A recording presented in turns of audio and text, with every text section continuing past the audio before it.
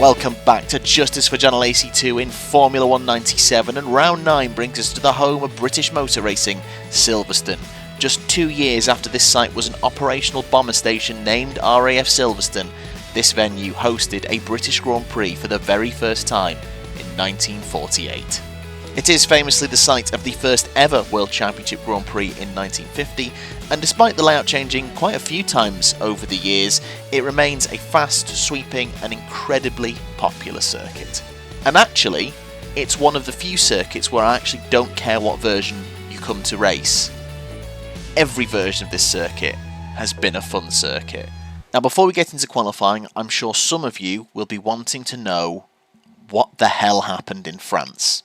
If you don't care, well, that's fine, I've put chapter markers in as always, feel free to skip to qualifying, but if you are wondering what on earth happened, I've got some answers. As you know, there's no forecasting in this game, so we don't know what the weather is going to be before we get into the session, so obviously in the race you're kind of guessing what tyres you should put on. We've come to the realisation that it puts you on some wet tyres for wet weather, even if you've picked slicks, but not the best set, which in this game is monsoons. That would give us the quickest pace. So with 10 lap races, we've got one or two options. Either we just brave it out on the wet weather tyres, which we've done up to this point, or, like we did in France, we take a risk, pit on lap 1, put on the monsoons, and maybe we'll work our way back through the field. However, last time, the engineer shouted at us saying, "You should go on wet tyres," and we slid everywhere. And it really confused me. Oh, is monsoons the wrong time? No. What we knew was correct. What happened was a glitch. It was actually a glitch that Santi Valencia warned me about in the comments of episode 1 of this series, where sometimes if you pit for monsoon tyres, it puts you on slicks. And friend of the channel Aubrey did some testing and he confirmed that, yep, the monsoons are the quicker tyre in the wets, but both of them are drivable, but your engineer only starts screaming at you if you're on slick tyres in the wet. However, that got me thinking, if the game does switch tyres for you, what happens if you put monsoon tyres on? Surely if you put monsoon tyres on, it's a win-win, because if it's dry, it will switch it to slicks for you, and if it's wet, you'll be on the monsoon tyres, and then we don't need the wets in this instance. So I tested this out. I did a race at Brazil with the same settings that we have in the championship. I selected monsoon tyres before every session, and fortunately every session was dry. In practice, immediately engineer shouting at you, "Do you want to put slicks on?" Qualifying, dry, engineer immediately shouted at me, "Do you want to put slicks on?" Fine. Race comes along, engineer doesn't shout at me, car drives fine. It switches you to slicks. So that is the strategy from now on. I'm going to pick monsoon tyres before every race. That way, if it's wet, I'll be on monsoon tyres, and if it's dry, I'll be on dry tyres. I am a genius. Jose 21 Crisis did make a good point that actually the setup really does affect your performance in the wet quite heavily as well. So we can't go too aggressive in terms of low wings in case it rains. He described it as if you go to like zero wing, you end up like a Beyblade, which I think is a very good turn of phrase. Yeah, we need to adjust the setup accordingly. Anyway, let's get down to business. So, in real life, 1997 qualifying, Villeneuve and Williams were back on top. Villeneuve on pole, Frentzen in second. Hakkinen got a very fine third position, just ahead of Michael Schumacher, with both McLarens in the top 6. Alex Wirtz, in just his third ever race, out-qualified Alesi for the second race in a row. He got 8th, Alesi was down in 11th, just one place ahead of Damon Hill in his difficult Arrows. Last year we got second with Panis, and I think if we can put the lap together, we could go one better. So I am going to be optimistic, and come rain or shine, I would like to get pole position for the British Grand Prix. Here we go. Okay, so I have tried to balance the setup as best I can. A dry weekend in a British summer is always too much to ask. Fortunately, the session got a little bit more controlled, and you join me here on lap number 5, my fastest of the session. At this point, Villeneuve had already taken pole provisionally. I'd taken it back off him, and was finding speed lap by lap. But as you can see, going through Copse, very tentative for such a fast flowing circuit that feels fast in this game in the dry. You've got to really take it easy. Like through Maggots and Beckett's, it's tempting to go fast, power down, but if you do that in the wet, you will Beyblade it off into the wall. There are the times from Real Life and Justice for Olivier Panis, both set in the dry, so both completely redundant in this instance, but at least 1/10 up on my previous first sector best. Towards Stowe, taking this in third gear, it's tempting sometimes to go down another gear to get the higher revs for the extra traction, but sometimes in this game, if you go too low on the gears, you don't get the revs and it just scrubs your speed off, so being very choosy about which gear I go into. Coming out of club, get past the tightest point of the corner and then you can just power down, because then you're only gentle on the steering. It's when there is very sharp inputs that the back end likes to come round. Down to second gear through Abbey and onto the farm straight and towards Bridge, which in the dry is a spectacular flat out corner that you throw it through. Here, taking it in third, very gentle and tentative on the steering. In towards the final section of Priory, Brooklands and Luffield, and down to first into Brooklands and stay in first. Tempted to change up coming into Luffield, but it's a tight corner, just gently round, as with club, wait for the track to straighten out, then power down, and then you are flat towards the line through Woodcut. Let's see what we've done.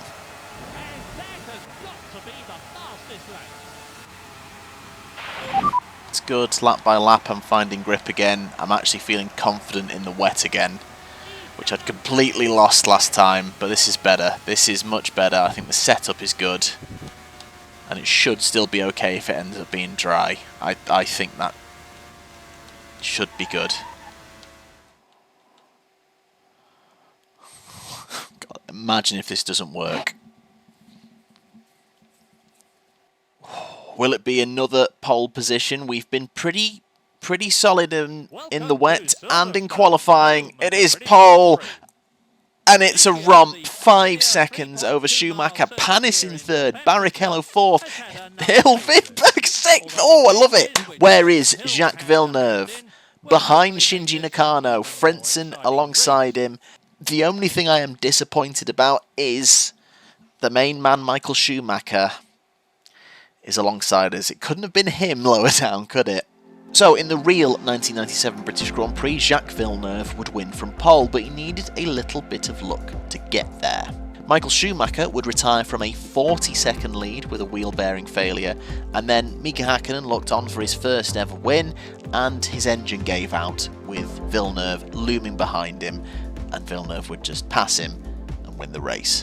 It was a remarkable double podium for Benetton, with Alesi coming back from 11th, overshadowed slightly by Alex Wurz getting a podium on just his third F1 start. It would be the last time Wurz would drive for Benetton in 1997, with Berger returning at the next race, but Wurz would get a full-time drive with Benetton for 1998. Damon Hill also managed his and Arrow's first point of the season in front of his home crowd. In the Panis playthrough, we were third, right behind the Williams, definitely feeling like I could eye them up and take the both for the win. Fuel line failure, DNF, pain. This time, regardless of what happens with the weather, I would like to win the British Grand Prix. That is, I want to win at Silverstone in one of these games. I think it's long overdue. I just hope I'm right. I hope if it is dry, it switches to slicks.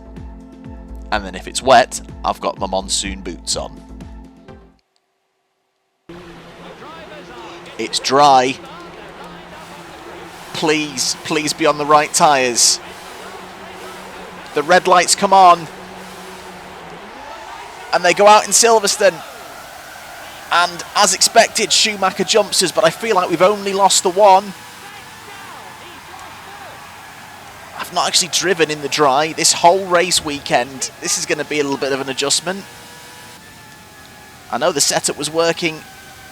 Ooh, in the wet. Is it going to work in the dry as we go side by side through Maggots and Beckett's? Ooh.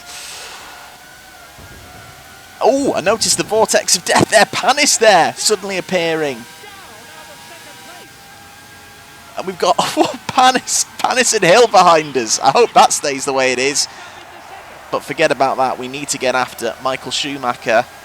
Oh, I've changed down too much there. I'm not sharp in the dry because I've not practiced in the dry. Oh, come on.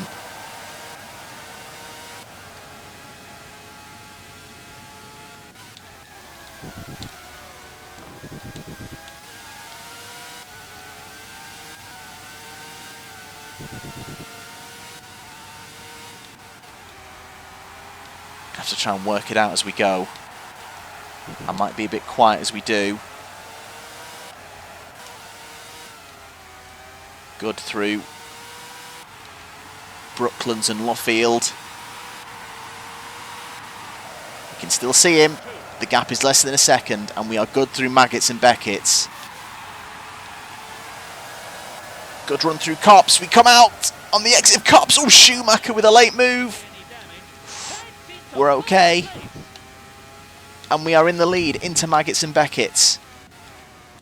Ooh. A little bit bad on the exit. Down the hanger straight we go. Schumacher might be coming. No, he's not. Thought I heard him. He's just in my brain. Right, we need to find the rhythm because we were very slow through Stowe.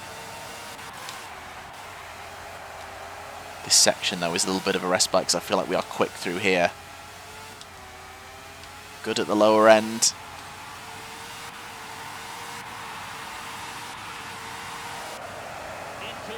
Gap was 1 second just coming out of bridge. It's up to 1.6 through that final sector. Let's attack Maggots and Beckett's without getting it, you know, insanely wrong. Oof, that wasn't the best. Oh my god. I have to say, if we'd had a dry practice or qualifying, one or the other, I feel like I'd be much further away than I am now. We're up to 2.5, which is good, but that's the first time I feel like I've really taken Copse at 100%. Making sure Schumacher does not have a chance. It's a shame no one else is going to get past Schumacher and cause him to lose any points, because he's the man we are trying to close down. I hope Berger holds on for points, though. I hope Panis holds on for points. I hope Hill holds on for points. That would be really cool to see. Barrichello's in there as well for Stewart. Yes, please, to that and all.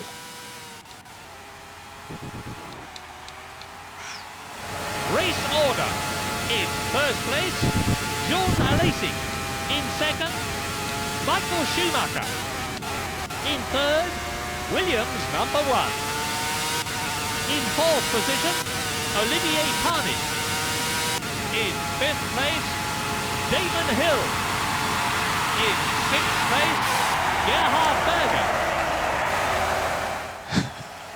So, Barrichello's disappeared.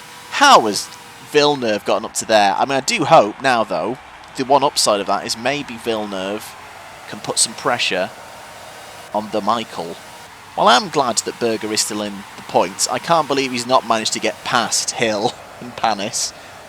Yet Villeneuve's just blown past all of them. But just keep it in the points, Gerhard. I believe in you.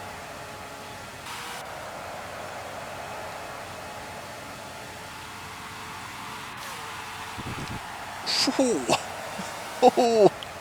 Getting close to that wall at Copse.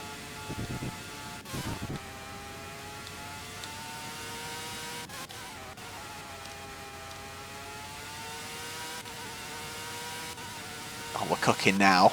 We're getting silky smooth now. The top positions are first, Jean Alesi. In second, Michael Schumacher. In third place, Williams #1. Hang on, as he crosses the line, only 3 more laps left. In fourth place, heinz-harald. In fifth position, Olivier Panis. In sixth position, Damon Hill. So both Williams have now just managed to just sidle up into the top 4, but Gerhard Berger cannot move. God damn it. Like, we want a chance in the Constructors. I kind of want Hill to actually recreate his real-life 6th place. I don't want Panis to lose points either.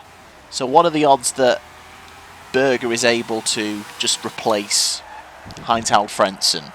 I like heinz-harald Frentzen as well, though. He's a future candidate for justice and all.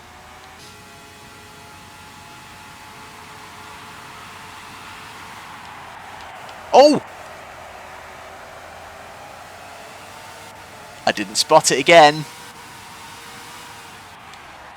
But he's there. Brilliant. Come on. That doesn't mean you get to drive like this. Jesus.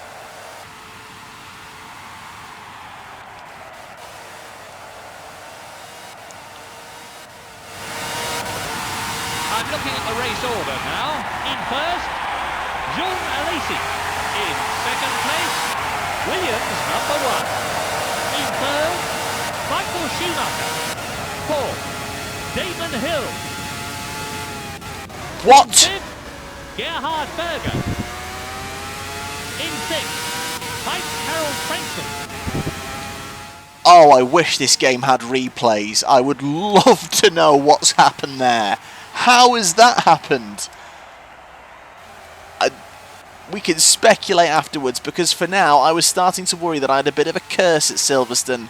But pole, the win. We're back. We pick ourselves up from France. He takes the chicken flag. Oh my word. Well, scenes you quite enjoy seeing. Jean Alesi wins by 24 seconds from Jacques Villeneuve. An incredible recovery from 8th, I think it was, for him. Schumacher will be disappointed to lose 2nd to him. Damon Hill started 5th, finished 4th. So many cars getting past him, and you know, Panis dropped out, Barrichello dropped out, Hill remains. Berger dropped out the points to recover to 5th. Well done, Gerhard. I'm sorry for what I said about you. It's good enough. Frentzen can only manage 6th. He will be disappointed if we get a fastest lap as well. So that does keep it very close in the title. The gap is down to 3 points. Schumacher 54, Alesi 51. Villeneuve just keeping in touch. He's now only 9 away from the lead.